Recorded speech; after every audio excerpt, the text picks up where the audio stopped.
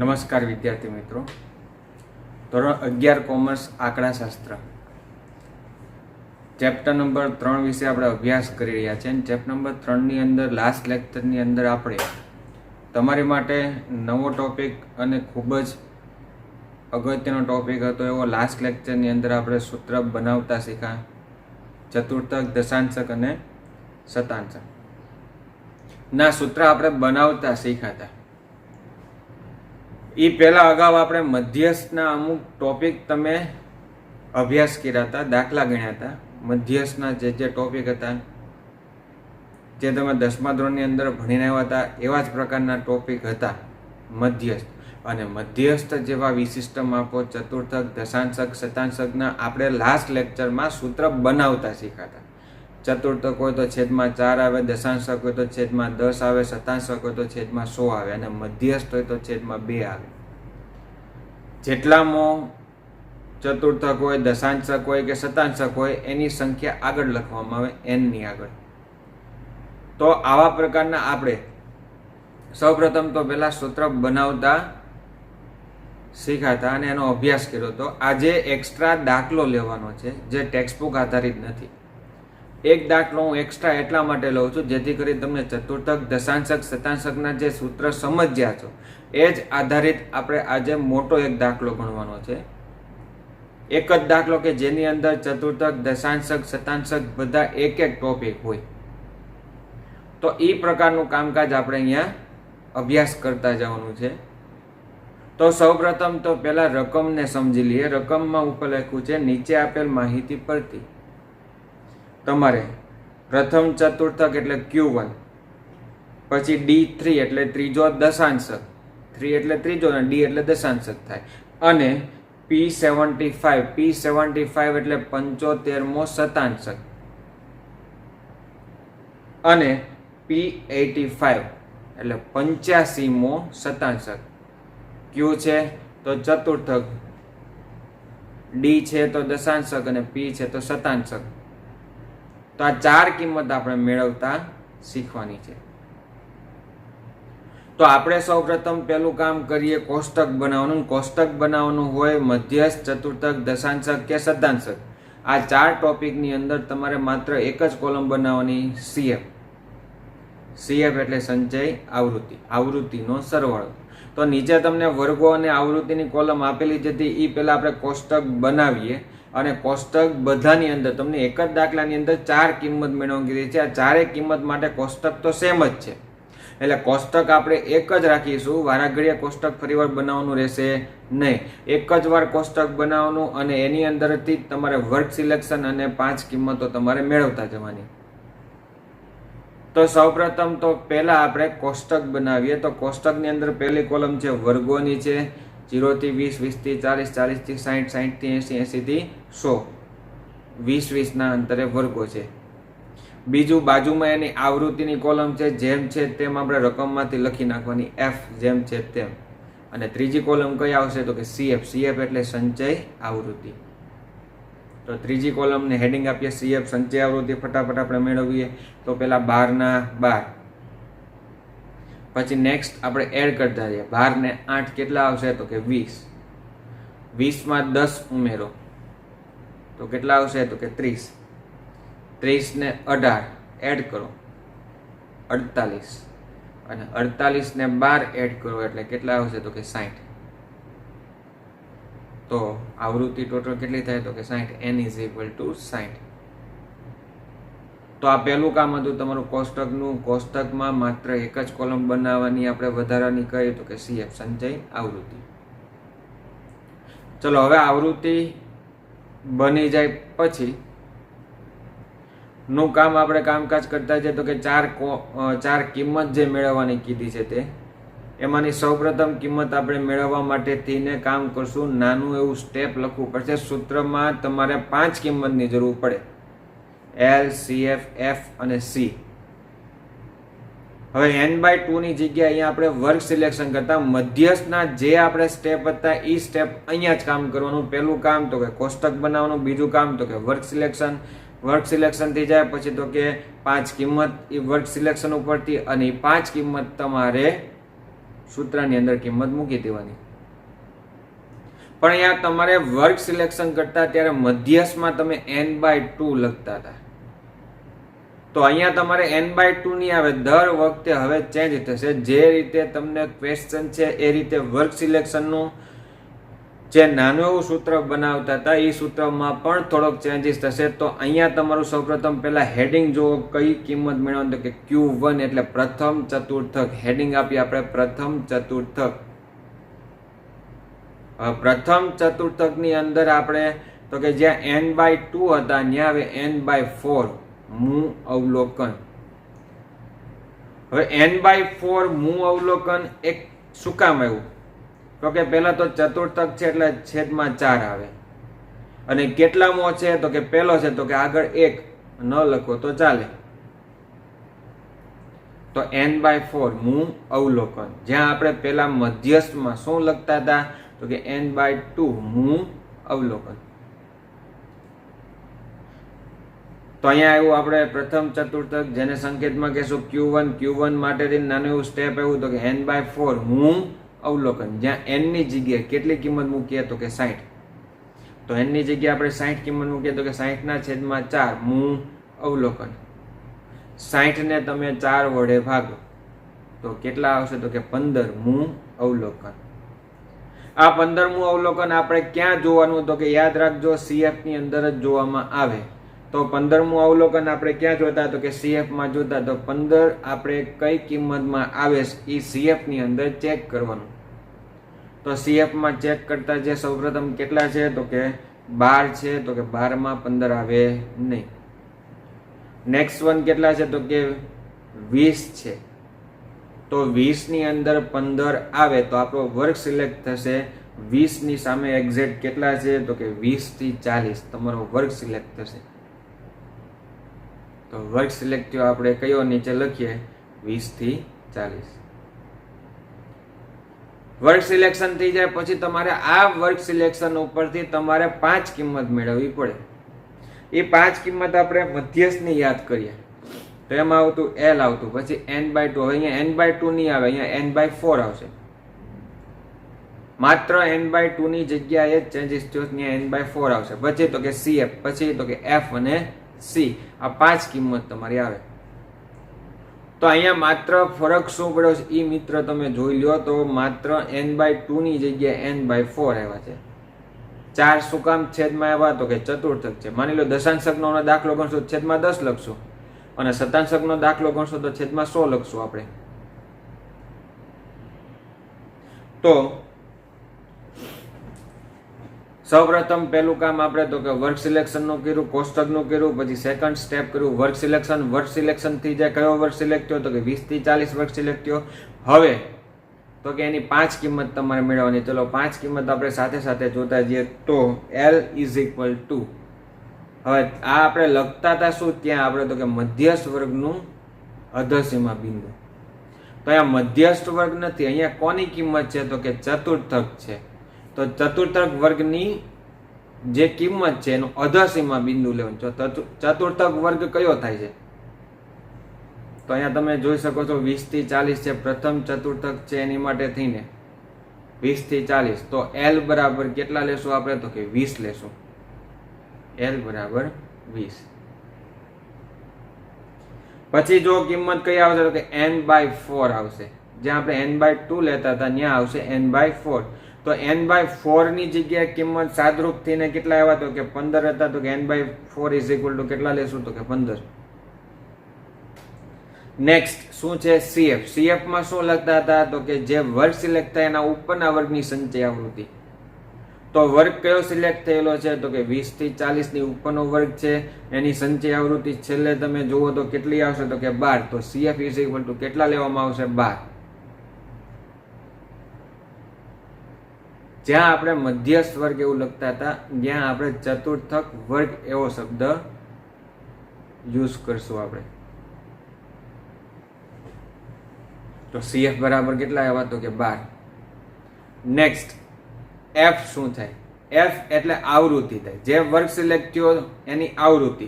તો કયો વર્ગ સિલેક્ટ થયો, તો કે 20 થી 40 ની એક્ઝેક્ટ સામે આવૃત્તિ કેટલી છે, તો કે F = 8 આવશે. અને લાસ્ટમાં કિંમત કઈ આવશે સી બરાબર તો કે જે વર્ગ સિલેક્ટ થયો એની વર્ગ લંબાઈ. તો વર્ગ લંબાઈ બધાની સમાન જ છે, પણ છતાં જે વર્ગ સિલેક્ટ થયો હોય એની જ વર્ગ લંબાઈ જોવામાં આવે તો કે એની વર્ગ લંબાઈ કેટલી છે 20 થી 40 ની વર્ગ લંબાઈ કેટલી થાય તો કે 20. તો સી ઇઝ ઇક્વલ ટુ 20. તો ફટાફટ આ 5 કિંમત જોઈએ ફરી વાર. તો કે એલ બરાબર કેટલા આવ્યા તો કે 20 અધસીમા બિંદુ. n/4 2 ની જગ્યાએ n/4 આવી જાય. ત્યાં જ માત્ર ખાલી ચેન્જીસ છે, સાદુરૂપ, સિસ્ટમ અને સ્ટેપ બધા સરખા જ છે. તો n/4 ની જગ્યાએ કેટલી કિંમત આવી તો કે 15 આવી. 25 તો કે cf સંચય આવૃત્તિ ઉપરના વર્ગની કેટલી આવી તો કે 12. cf is equal to 12. f તો કે વર્ગની મધ્ય કિંમત કેટલી આવી તો કે 8. અને c વર્ગની વર્ગ લંબાઈ કેટલી આવી તો કે 20. તો આ 5 કિંમત તમને જે મળી છે 5 કિંમત એના સૂત્રની અંદર કિંમત મૂકી સાદરૂપ જે આપણું હતું એ જ કિંમત માટે આપણે સાદરૂપ આપીએ. તો ફટાફટ આપણે પહેલા સૂત્ર લખીએ તો કે કોનું તો કે પ્રથમ ચતુર્થક Q1 is equal to L plus n/4. જ્યાં આપણે n/2 હતું ત્યાં n/4 થઈ જાય. શું કામ તો કે ચતુર્થક છે એટલે છેદમાં 4 આવે. કેટલામો છે તો કે પહેલો, તો આગળ 1, n ની આગળ 1. હવે 1 હોય જ તે, ન લખો તો પણ હોય જ તે. તો n/4 minus cf upon f into c. બાકીનું સ્ટેપ જેમ છે તેમ. યોગ્ય સ્થાને યોગ્ય કિંમત મૂકતા જે L ની જગ્યાએ કેટલા તો કે 20 મૂકીએ, પ્લસ n/4 ની જગ્યાએ 15 માઇનસ cf ની જગ્યાએ કેટલા તો કે 12, f ની જગ્યાએ કેટલા તો કે 8 અને ઇન્ટુ c. c ની જગ્યાએ કેટલા મૂકશું તો કે 20. તો આવું સ્ટેપ થયું. 20 પ્લસ 15 માઇનસ 12 ના છેદમાં 8 એને ગુણ્યા 20. તો ચલો સૌપ્રથમ આપણે શું કામ કરતા હતા તો કે બાદ બાકી કરવાનું કામ. તો કે ઉપર અંશમાં જે છે 15 માંથી 12 બાદ કરો તો વધે કેટલા તો કે 3. તો ત્યાં બાદ બાકી કરીએ, બાકી બધું જેમ છે તેમ રાખીએ. તો 20 ના 20 વત્તા ના વત્તા બાદ બાકી થઈને કેટલા આવ્યા તો કે 3. હવે એની સાથે એના ગુણાકારમાં આપણે 20 સાથે લખી નાખીએ તો ઇન્ટુ એટલે ગુણ્યા 20 ના છેદમાં કેટલા આવશે તો કે 8. ફટાફટ સાદરૂપ આપી દે. સાદરૂપમાં કોઈ પ્રકારનું કોઈ ચેન્જીસ આવતું નથી, ખાલી સંખ્યા બદલાય છે. સાદરૂપ તો એને જ રહેશે. તો ઉપરનાનો ગુણાકાર થશે 20 તેરી કેટલા થશે તો 60 થશે. તો 20 ના 20 રાખો વત્તાના વત્તા ઉપરનો ગુણાકાર થઈને આવ્યો કેટલો તો કે 20 ગુણ્યા 3 એટલે 60. 60 ના ભાગ્યા કેટલા આવ્યા 8. તો સૌપ્રથમ પહેલા તો હવે ભાગાકાર કરશું. તો 20 ના 20 રાખો વત્તાના વત્તા ભાગાકાર થઈને આવે છે 7.5. તો 20 વત્તા 7.5 ઇઝ ઇક્વલ ટુ આન્સર આવશે 27.5. કોની કિંમત આવી પ્રથમ ચતુર્થક Q1. Q1 બરાબર 27.5. હવે આમાં માત્ર તમે જે દાખલો જોયો છે આખો દાખલો આપણે જેમ છે એમ જ રહેવા દઈએ. હવે ક્યાં ફરક પડશે હવે માની લો પછીની કિંમત આપણે મેળવવી છે તો કઈ કઈ જગ્યાએ ચેન્જીસ થશે. તો પેલા n/4 ની જગ્યાએ ન્યા તો કે કાં તો 10 આવશે છેદમાં કાં તો 100 આવશે. કે n/4 ની જગ્યાએ પછી 5 કિંમતની અંદર n/4 ની જગ્યાએ કિંમત ચેન્જ થશે અને સૂત્રની અંદર તે માત્ર n/4 છે ત્યાં જ ખાલી ચેન્જ થશે. બાકી જે કિંમતો જેમ છે તેમ જ તે રહેશે. L તો કે અધસીમા બિંદુ વર્ગ બદલાઈ જાય. તો હવે પછીની કિંમત છે આપણે એનું હેડિંગ આપીએ. પહેલા તો સૌપ્રથમ તો કે ત્રીજો દશાંશક કેટલામો તો કે ત્રીજો દશાંશક છે મેળવવો છે. તો એ મેળવવા માટે સૂત્ર તમારે જે છે એની અંદર 5 કિંમત જરૂર પડે. એની 5 કિંમત માટે પહેલા વર્ગ સિલેક્ટ કરવો પડે. કોષ્ટક જેમ છે તેમ જ રહેશે, એમાં કોઈ ચેન્જીસ નહીં થાય. તો સૌપ્રથમ પહેલું કામ તો કે વર્ગ સિલેક્શન નું હવે કરશું. તો કેટલામો છે તો કે ત્રીજો, તો 3n આવે. અહીંયા જેટલામો છે આગળ સંખ્યા આવે. આપણે સૂત્ર બનાવતી વખતે સમજી ગયા હતા. તો કેટલામો છે તો કે ત્રીજો, તો અહીંયા 3n/10. શું કામ છેદમાં 10 આવશે તો કે દશાંશક છે એટલે છેદમાં 10.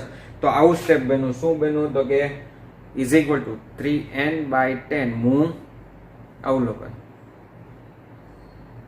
જ્યાં n ની જગ્યા કેટલા મૂકવાના તો કે 60 મૂકવાના. તો નેક્સ્ટ સ્ટેપ શું થશે તો કે 3 ગુણ્યા 60 ના છેદમાં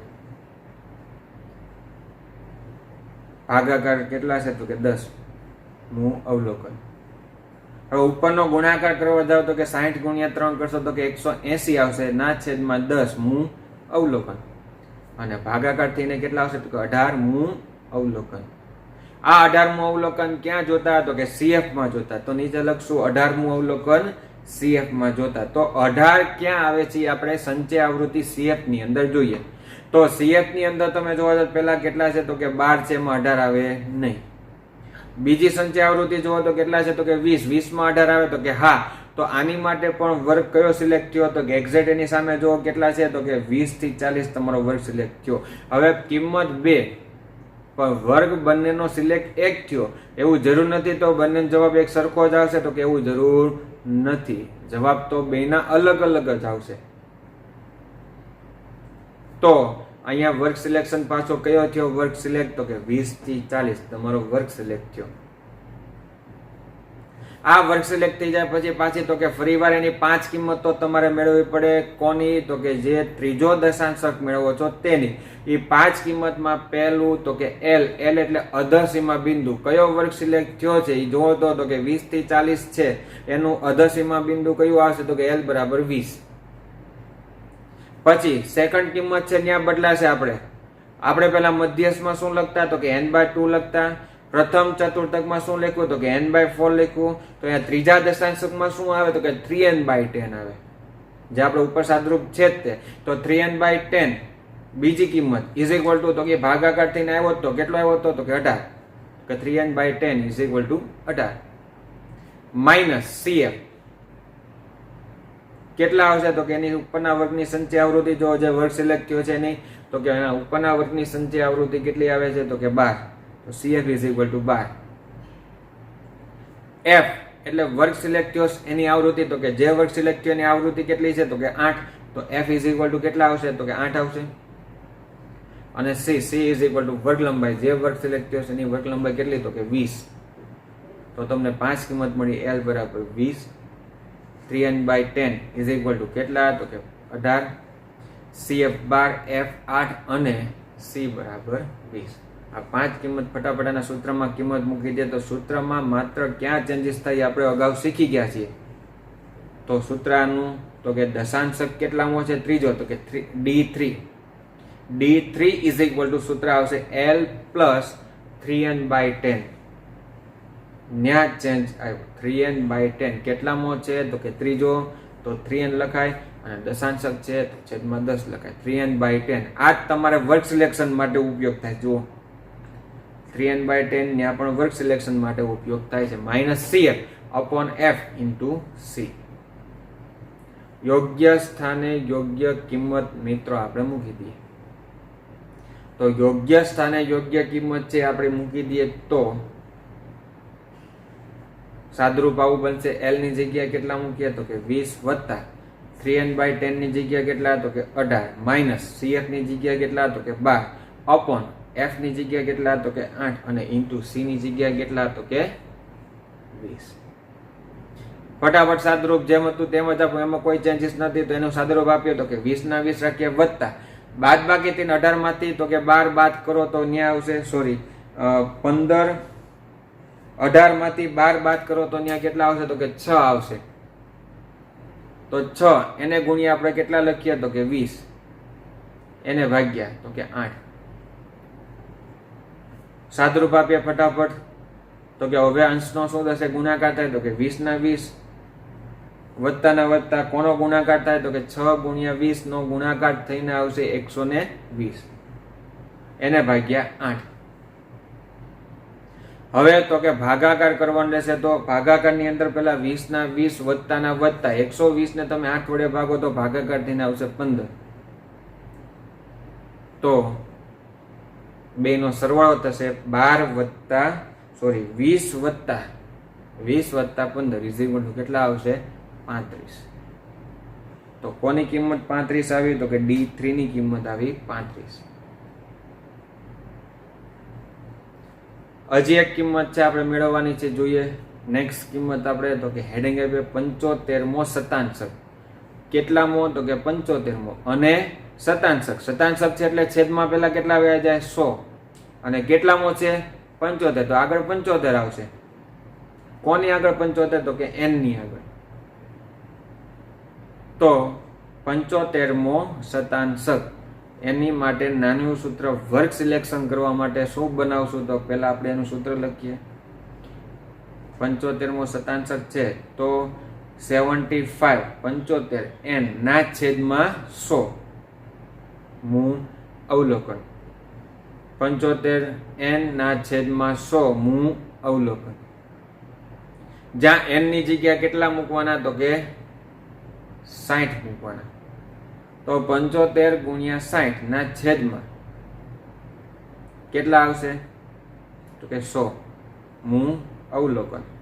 હવે 75 ગુણ્યા 60 બંનેનો તમે અંશમાં ગુણાકાર કરી અને 100 વડે ને ભાગવાનું. તો ઉપર પેલા ગુણાકાર કરવા જાવ તો કે 4500 આવે. 4500 ને 100 વડે ભાગવાના. તો 4500 ને 100 વડે ભાગાકાર કરો તો કેટલા આવશે? તો કે 45મું અવલોકન. 45મું અવલોકન ક્યાં જોતા? CF માં જોતા. તો આ 45મું અવલોકન આપણે CF એટલે સંચય આવૃત્તિની અંદર જોઈએ. તો 45 ફટાફટ એક નજર નાખો તો કેમાં આવે? તો કે 48 માં આવે. તો 48 ની એક્ઝેક્ટ સામે, સંચય આવૃત્તિની એક્ઝેક્ટ સામે આપણે વર્ગ સિલેક્ટ કરીએ. કયો વર્ગ સિલેક્ટ થશે? તો કે 80 60 થી 80 જે તમારો વર્ગ સિલેક્ટ થશે. 60 થી 80 તો વર્ગ સિલેક્શન થયો 60 થી 80.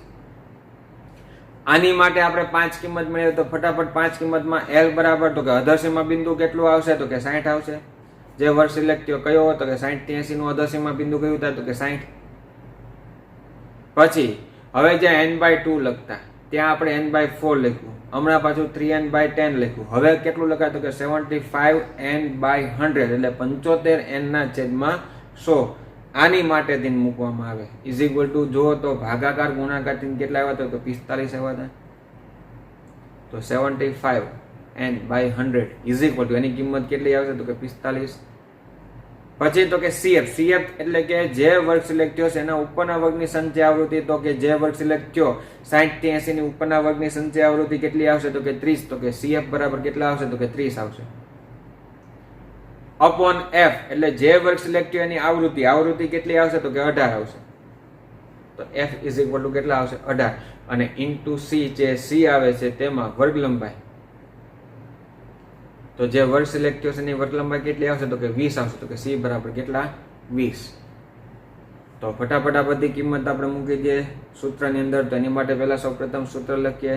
75મો શતાંશક P75 ઇઝ ઇક્વલ ટુ સૂત્ર લખીએ L પ્લસ, હવે જ્યાં ચેન્જ થશે અહીંયા જગ્યા આવશે. શું આવશે? તો કે 75n/100 minus CF upon F into C.